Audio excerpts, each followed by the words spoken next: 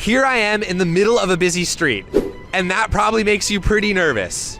And that's because I'm obviously not supposed to be here. But it didn't always used to be this way. Right now, I'm jaywalking. But when did jaywalking become a thing? And when were these lines painted on the road? And when is the next Alvin and the Chipmunks movie coming out? It's been 10 years today, and they left it on a cliffhanger. I want to know, did they clean Dave's house? Well, the answers to some of these questions will be answered in this video. Today, we're going to learn why you can't stand in the middle of the road.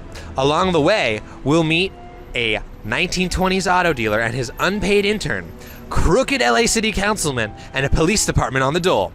Come with me as we uncover the story of America's first traffic ordinance. Before we go back, let's go over the current state of affairs. Today, everyone knows that you can't just cross the street wherever you want. That's dangerous and stupid. Instead, we have this great little system made with painted crosswalks and signals. I can't see the script.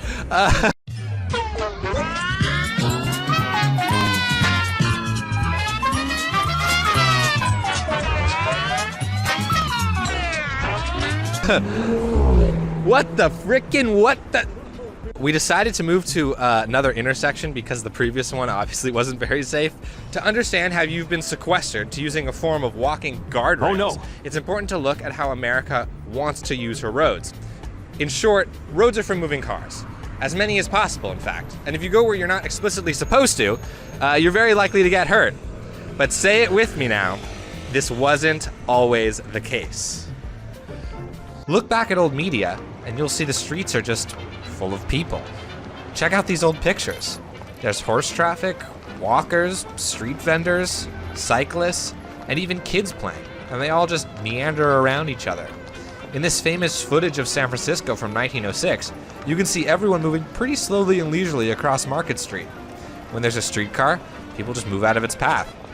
And when one of our fancy horseless four-wheeled friends arrives, it's going slowly enough to not disrupt the scene. Zoom in, and there aren't even any painted lines on the ground. Roads function like this because for thousands of years they were part of the commons, a space that's owned by everyone. A modern equivalent would be a park, like this. In a park, some people are sitting and having a picnic, kids are playing soccer, and joggers, well, they jog. And there's always also that one grotesquely flexible guy who insists on doing yoga. Well, everyone is free to do their own thing without there being signage telling people exactly where to park their bodies. When cars first came onto the scene in the early 1900s, they were a luxury. The wealthy brought their expensive new playthings onto public roads and caused a ruckus. This would be like me bringing a boombox into this park and putting it on full volume. While not illegal, I would be destroying the sacred public harmony for my own benefit.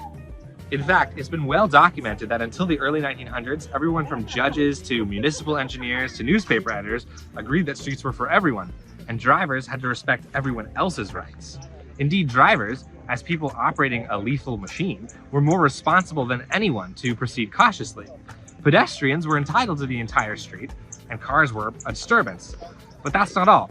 Early car owners did more than just disturb the peace. When drivers brought their new, fast, and heavy cars into city streets, they quickly became the most deadly objects on them. Death by automobile began to rise rapidly, with one group being the most common victim: children. Children were taught that streets were safe to walk to school and play on, but the main problem was that they were often too small to be seen by drivers. That's why in 1922, Edward Marin, a cement executive and director of Engineering News Records, which by the way is still a major civil engineering journal today, ran an editorial about the high death toll in traffic in which he wrote, quote, "The obvious solution lies only in the radical revision of our conception of what a city street is for." By that, he meant radically redefining streets from places for everybody into places for moving cars. He would soon get his wish. Well, in a city known for its year-long sunny weather, John and I decided to film this video on the one day that LA experiences an absolute downpour. Frankly, my socks are wet, John is soaking wet, the camera almost got soaking wet, but honestly, this weather is a little fitting for this gloomy topic. That's because the wave of child fatalities that was sweeping the nation began to cause an uproar. Outraged parents, especially mothers, demanded that cities take action. Most families didn't own cars yet, so they were seen as these alien interlopers on their streets, their children's streets, and there was little sympathy for drivers. Sound familiar? One common idea being floated around was speed limiters. If you could mechanically limit the speed of cars to 25 or 20 miles per hour, they'd start to kill fewer people.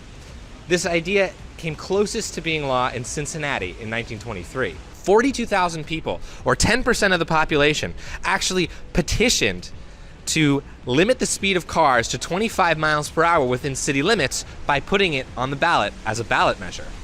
This is when the auto industry, dubbed motordom by Professor Peter Norton from the University of Virginia, who helped a lot with this script, kicked into high gear. They outspent the speed limiting campaign and deluged the local population with vote no ads like this one. It says, "Tourists, you can always go to St. Louis or Dayton or Columbus. Oh no, the tourism industry of Cincinnati is gonna be destroyed."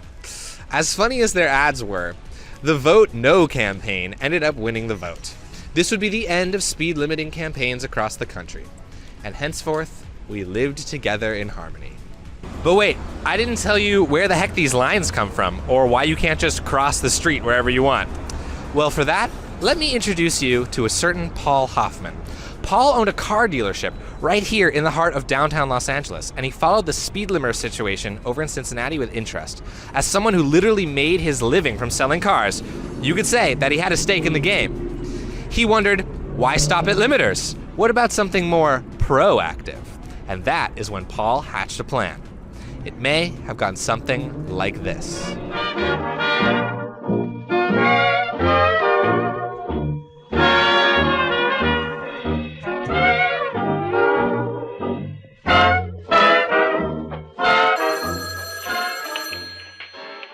Hello?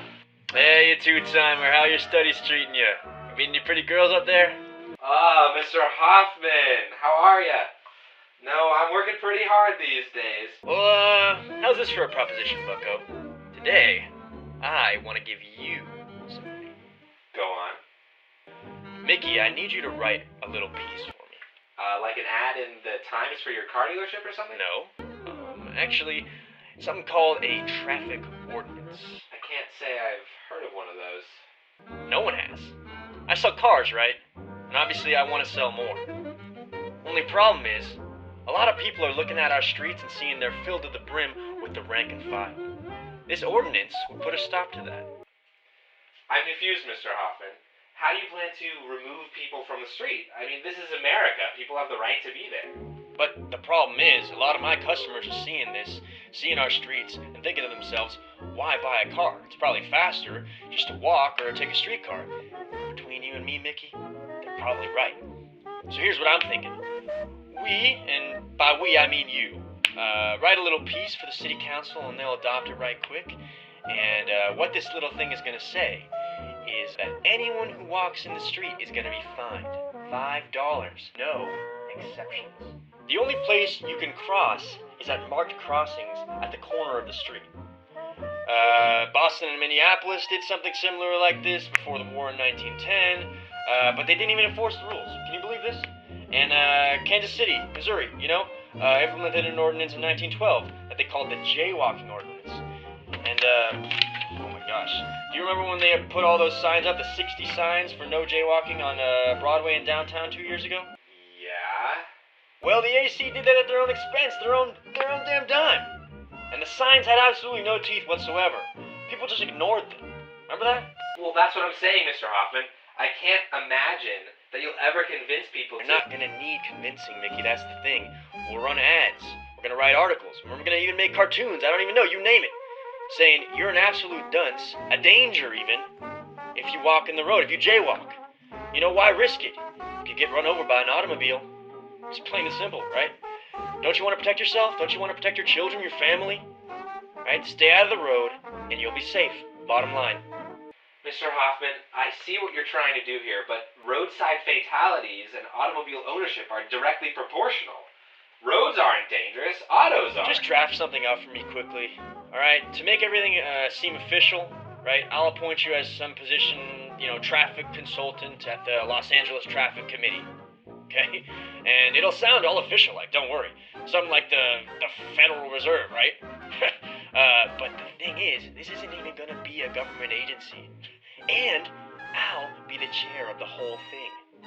All right, you've got a deal, Mr. Hoffman. I'll get this to your desk by Tuesday.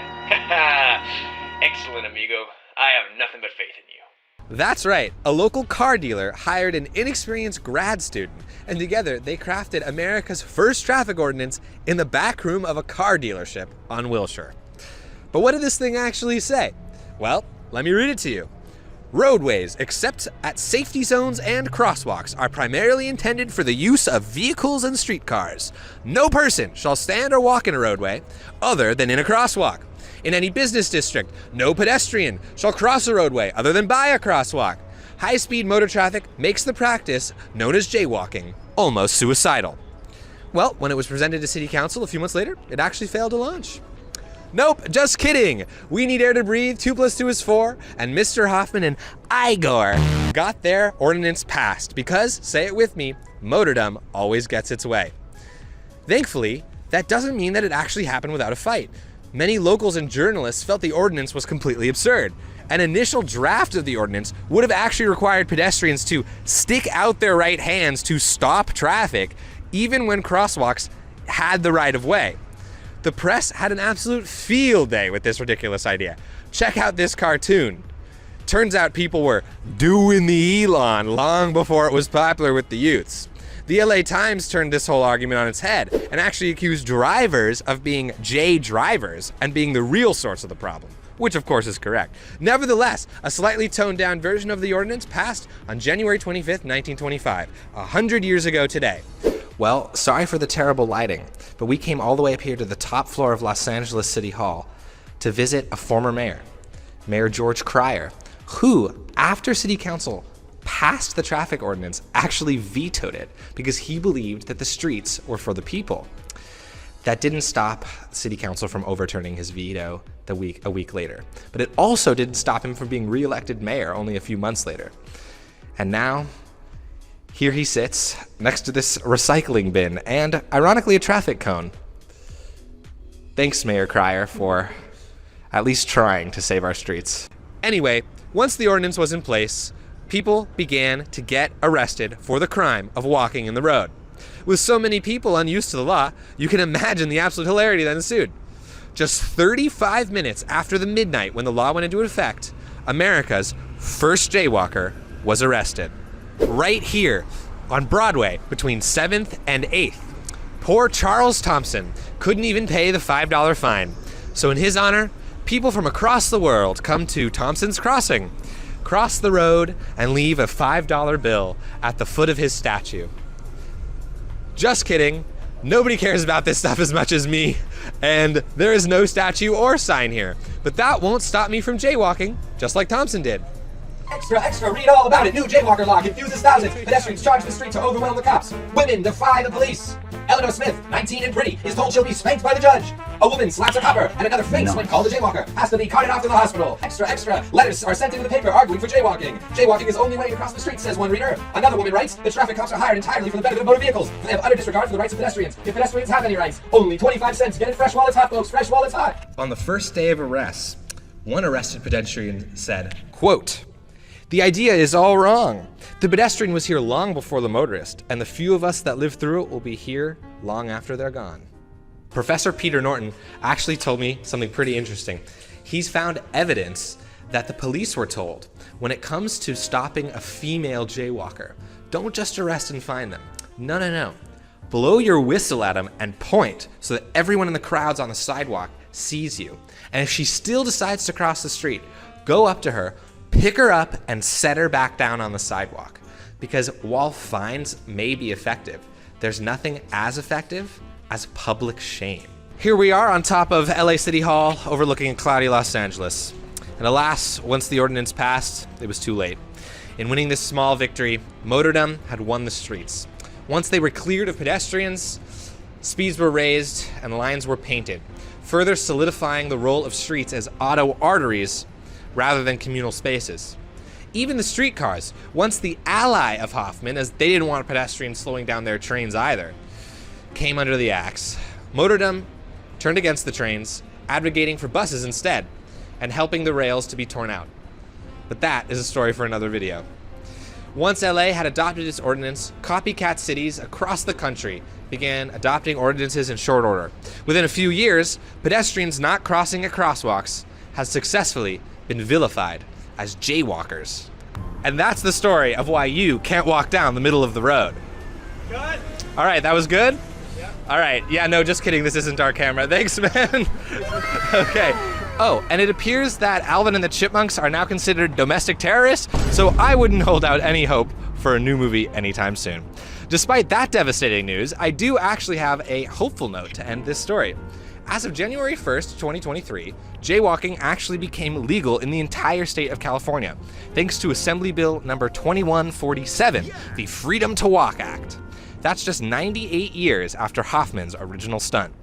If you actually read the text of the bill, jaywalking is still technically not legal, as it states that the police officer should not stop and cite a crossing pedestrian unless, quote, a reasonably careful person would realize there is an immediate danger of a collision with a moving vehicle or other device moving exclusively by human power. Whatever that means. It really means that it's up to the officer to decide rather than making the crossing the road illegal no matter what. It's a far cry from the common roads of yore, but hey, it's a step in the right direction.